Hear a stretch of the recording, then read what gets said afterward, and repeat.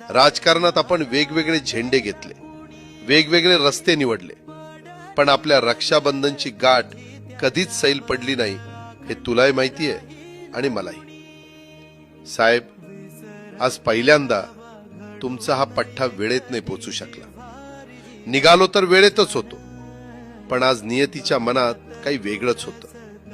तुम्ही मला बोट धरून चालायला शिकवलं आणि मी थेट धावायलाच लागलो।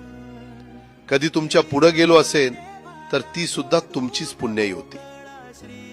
सुप्रिया, आता साहेबांना सांभाळण्याची आणि त्यांची काळजी घेण्याची पूर्ण जबाबदारी तुझी आहे। एका मोठ्या भावाच्या हक्कानं सांगतोय।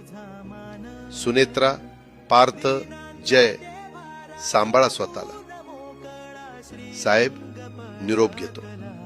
दादाची ड्युटी संपली। माझा आनंद